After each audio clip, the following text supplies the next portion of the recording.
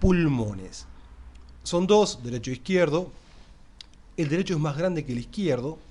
¿Por qué? Porque el izquierdo le cede una porción de espacio al corazón, que si bien está en el medio, está ligeramente desviado hacia la izquierda. En realidad los pulmones son unas esponjas, son el acúmulo de miles, de millones de burbujas, de microburbujas que son los alvéolos, que en conjunto forman una esponja aérea. El aire llega por los bronquios se van ramificando cada vez más, hasta que termina en un saco alveolar en el que se abren múltiples burbujitas.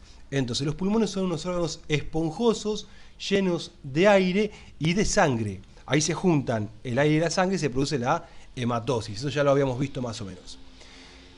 Vamos a ver que la cara inferior de ambos pulmones está deprimida, es cóncava, ya que a la derecha el hígado la empuja y hace que sea cóncava, con interposición del diafragma. El pulmón izquierdo tiene una concavidad en la parte más inferior, en su tercio inferior de su cara interna, ya que el corazón ocupa este sitio. De todos modos, ambos pulmones, derecho e izquierdo, se expanden hacia adelante por medio de dos lengüetas que cubren el pericardio y son las expansiones pulmonares sobre el corazón. Un pulmón pesa en promedio entre 900 y 1300 gramos, más o menos 1 kilo de peso. Y tiene un color que va cambiando. En el feto a término son de color rojo oscuro, casi bordó. En el recién nacido son de color rosado y en el adulto son, en los primeros años de vida, un rosa más pálidón. En el adulto son de color blanco grisáceo. Y a medida que vamos creciendo, se van depositando diferentes compuestos carbonados y le dan a la estructura una trabécula de color negruzco, azul violáceo, típico del pulmón adulto. En los ancianos es de color azul bien oscuro casi toda su superficie. ¿Qué consistencia tiene? Son de consistencia esponjosa, fácilmente depresibles con el dedo. Vamos a ver que está en relación con la parrilla costal. Tiene toda su superficie exterior, salvo la base que está apoyada en el diafragma, toda su superficie externa está en relación con la parrilla costal, con interposición de la pleura.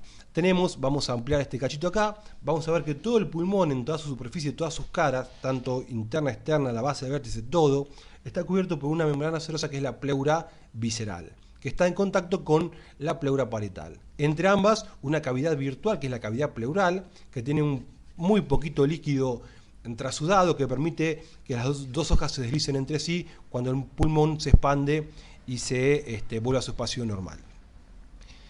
Por fuera de esta encontramos un tejido celular que está separado de la parrilla costal por interposición de una fascia altamente resistente que es la fascia endotorácica. Entonces, la relación que tiene el pulmón externamente es con las dos pleuras primero, con un tejido celular subcutáneo, la fascia endotorácica, no se lo olviden, e inmediatamente luego las costillas, la parrilla costal. En el espacio pleural, es decir, entre la pleura parietal y visceral, no hay nada más que una muy mínima película líquida de trasudado plasmático, que es el líquido pleural, que no llega a 1 mililitro. Cuando en situaciones patológicas se acumula algo a este nivel, puede ser sangre, puede ser líquido en exceso, puede ser pus, puede ser aire, hablamos de hemotórax, derrame pleural, empiema y hemotórax respectivamente. Estas circunstancias en las cuales se acumula un compuesto que no es normal entre las pleuras se denomina patología pleural. Tanto el hemotórax como el neumotórax, como el empiema, como el hidrotórax ocupan el espacio pleural y le sacan capacidad al pulmón y lo colapsan y desde este lado pueden producir una insuficiencia respiratoria. Hay que drenarlo, hay que poner un tubo y sacarlo. Ya vamos a ver seguramente algo de eso. Bien, un pulmón es un hemicono. Acá tenemos un cono, el pulmón sería nada más y nada menos que un hemicono, en el cual vamos a describir dos caras, una cara externa o costal, una cara interna o mediastínica, ya que está en contacto con el mediastino, dos bordes que contactan estas caras, uno anterior, por el cual se une hacia adelante, que es bien ausado, bien filoso y cortante, y un borde posterior que es más romo y está en contacto con la unión de las costillas con la columna. Y después tenemos una base que siempre es cóncava, mucho más cóncava a la derecha, ya que el hígado está ahí haciendo fuerza desde abajo, desde el abdomen, con interposición del diafragma y del peritoneo, y un vértice. El vértice sobresale 1 a 1,5 centímetros por arriba del orificio de la primera costilla, del espacio que dejan las primeras costillas entre sí. Dicho esto, vamos a describir cada una de las caras para poder ver qué características anatómicas tienen.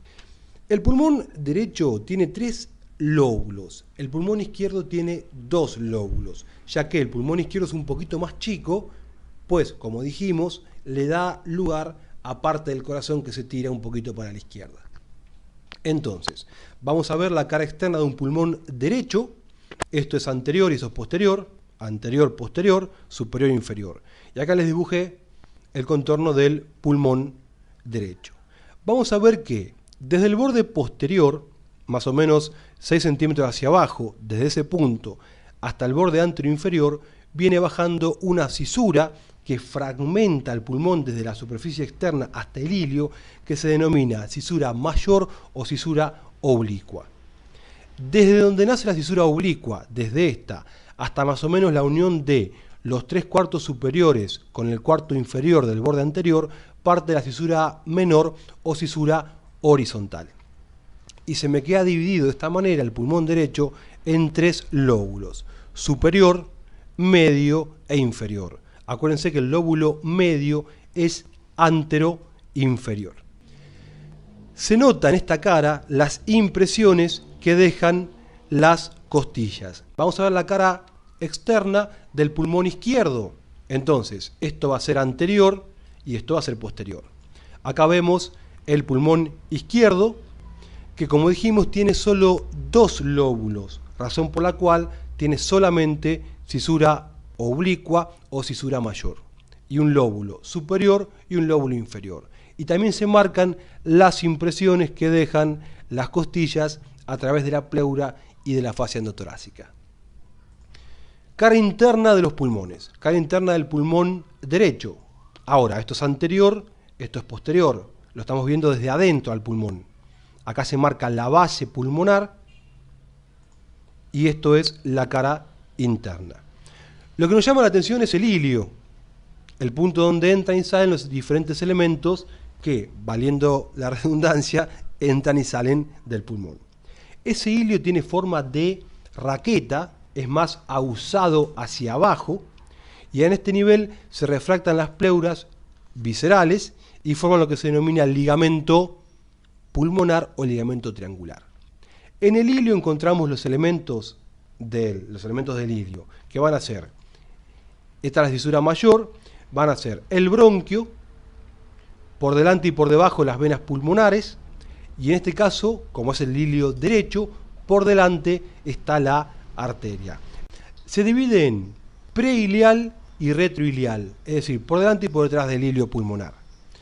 Notamos una estructura vascular, que por estar en azul nos damos cuenta que es venosa, que es la aurícula derecha y la vena cava superior. Son 2 elementos que dejan impronta en la cara interna del pulmón derecho. Y también la vena ácigos, en la parte retroileal.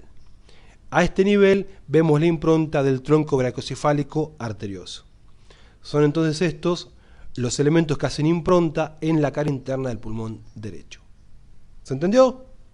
Acá vemos la cisura mayor, la cisura menor, lóbulo superior, lóbulo medio y lóbulo posterior. La cara interna del pulmón izquierdo. Anterior, esto es posterior, ahí lo vemos, la base y la cara interna. De vuelta el ilio, el ligamento triangular o ligamento pulmonar, la cisura mayor o cisura oblicua, y vemos los elementos del ilio.